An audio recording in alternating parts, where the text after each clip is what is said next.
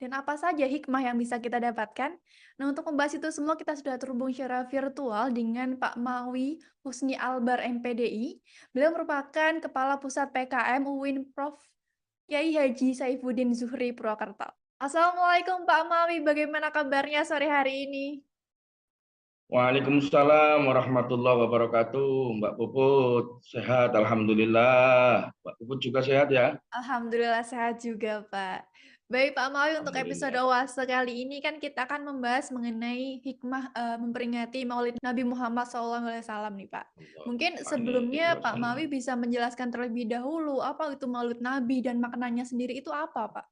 Oke, baik Mbak Puput dan Tribuners yang dimuliakan Allah.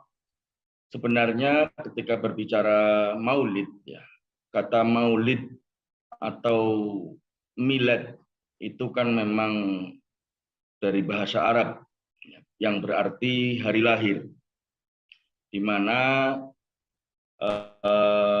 khususon ketika berbicara maulid itu kan berarti perayaan atau memperingati hari kelahiran Nabi Muhammad SAW, di mana perayaan maulid Nabi ini merupakan tradisi yang sudah berkembang di masyarakat Islam jauh setelah Nabi Muhammad SAW wafat. Nah, dalam tradisi Jawa itu disebut muludan.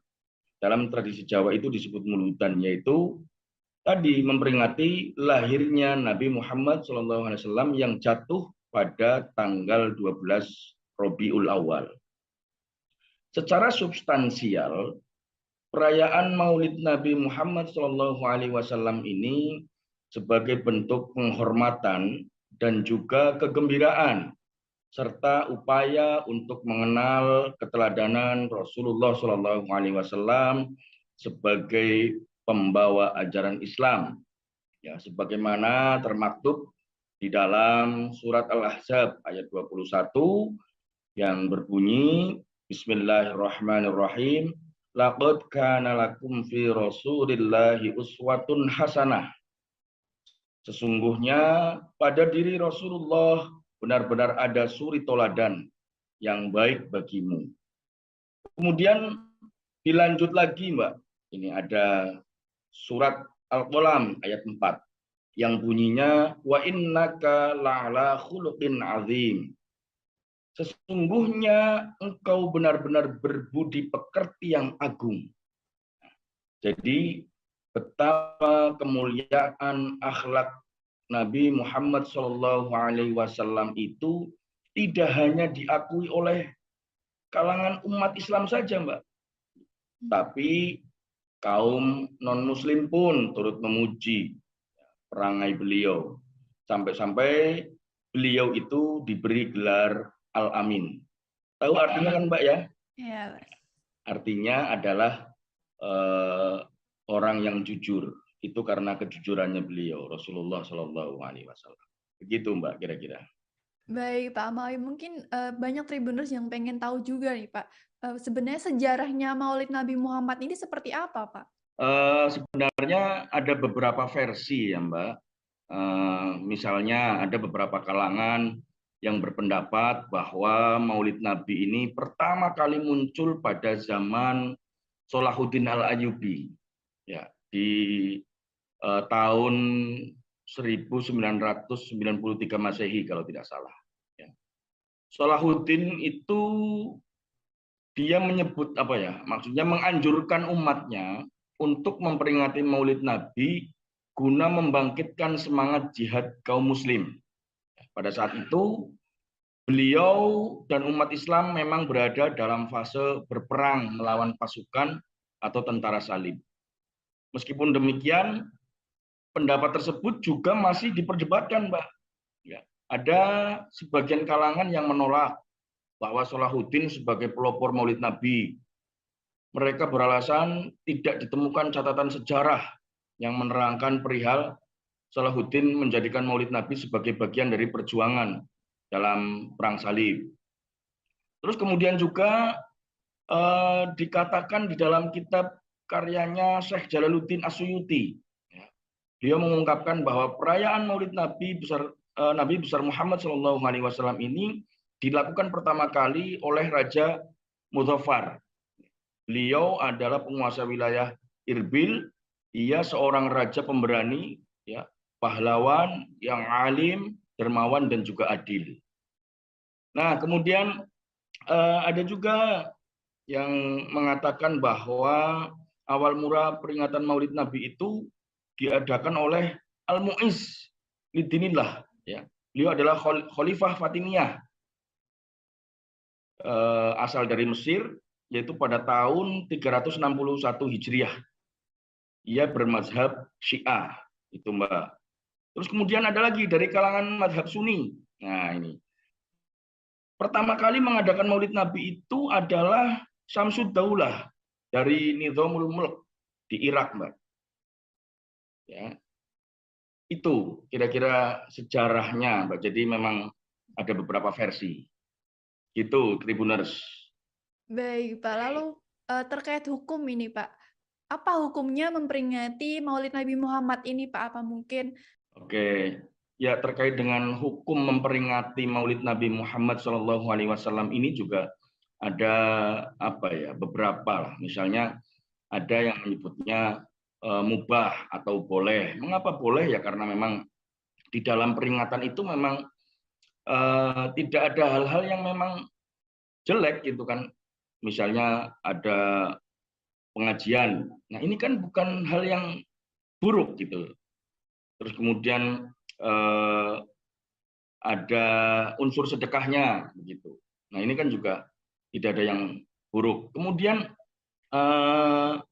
ada juga menurut Imam As-Suyuti, beliau ini ulama dari kalangan Syafi'iyah, mengatakan perayaan Maulid ini termasuk bid'ah yang baik. Pelakunya mendapatkan pahala, sebab di dalamnya terdapat sisi-sisi mengagungkan derajat Nabi Muhammad SAW dan menampakkan kegembiraan dengan waktu dilahirkannya Rasulullah SAW.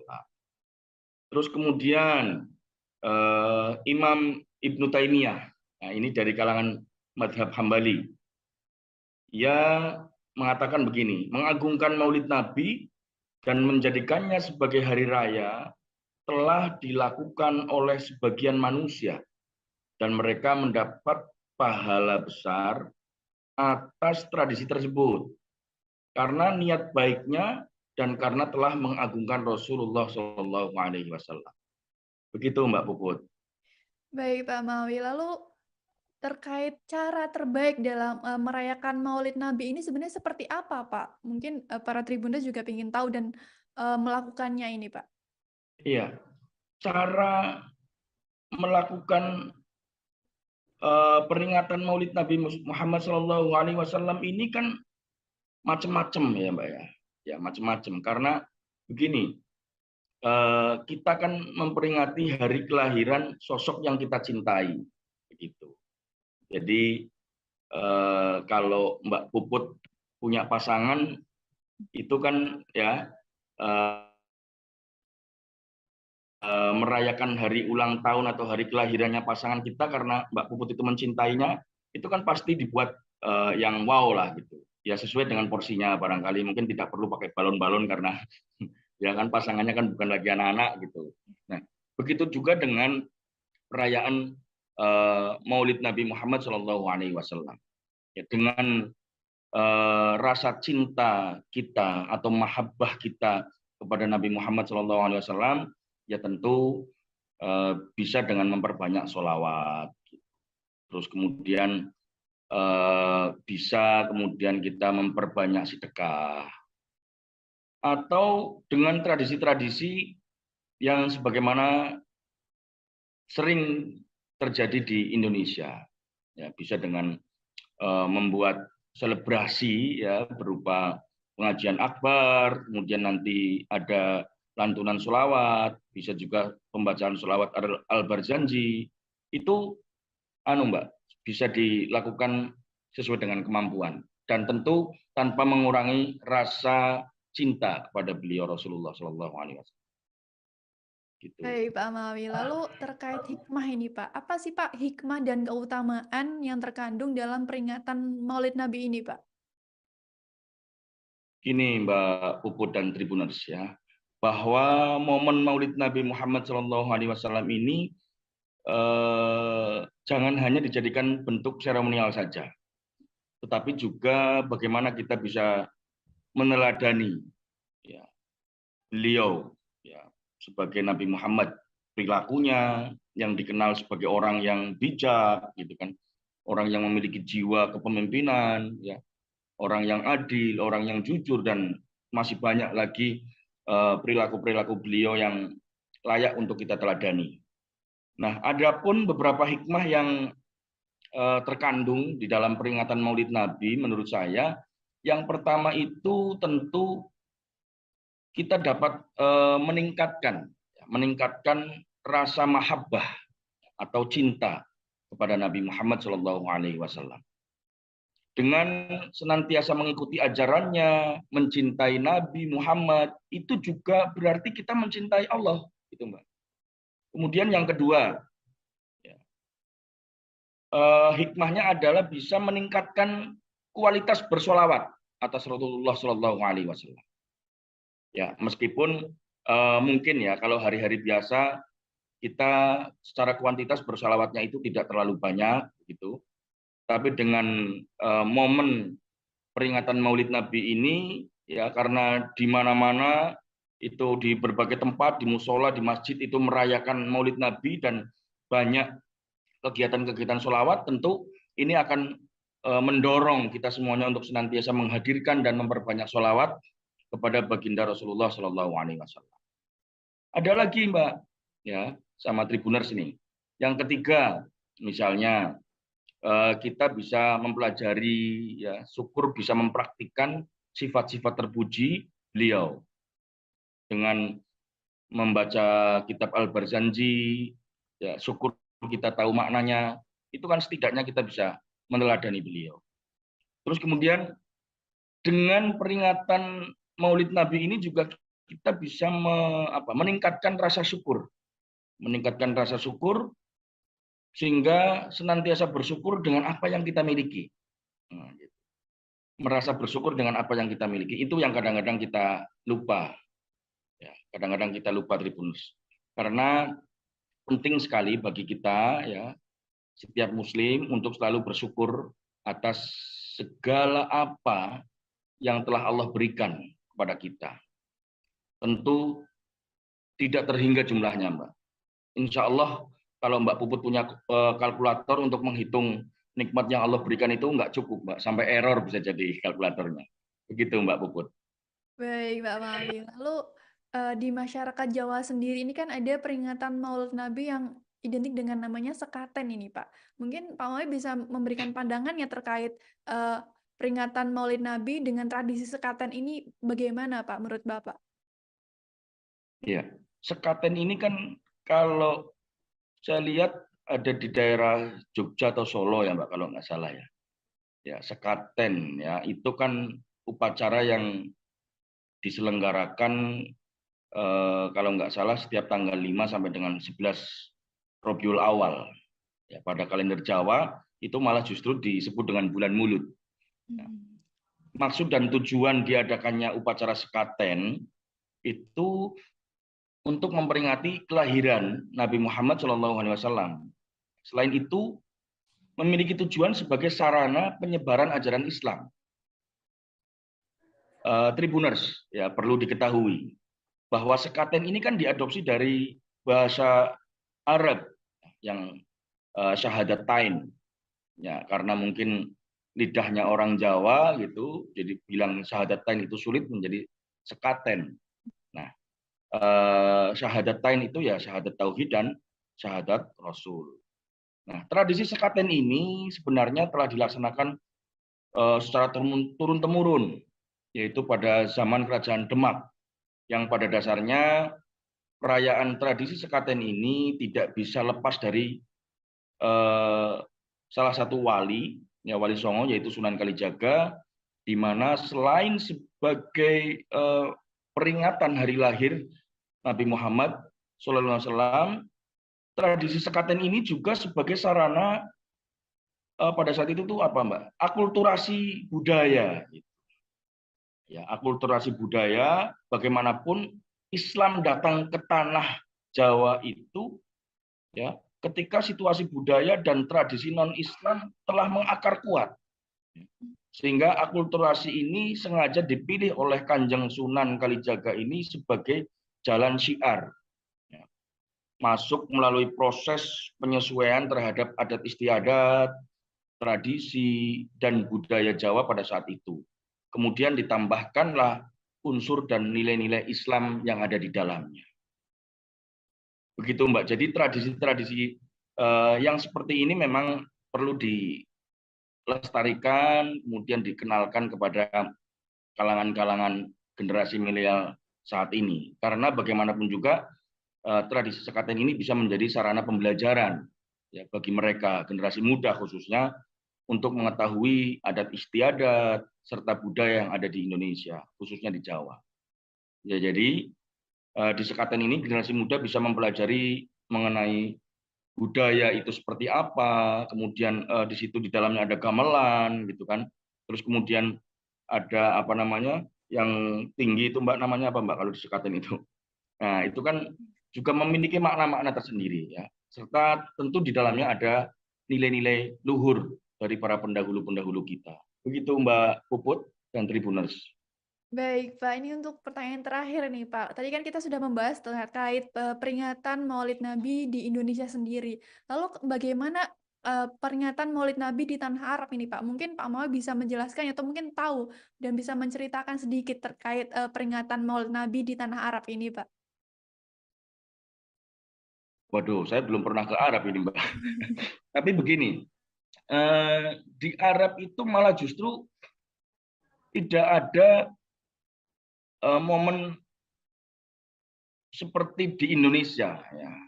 Buktinya Mbak, di Indonesia itu peringatan Maulid Nabi justru dijadikan sebagai hari besar Islam dan itu menjadi tanggal merah, Mbak.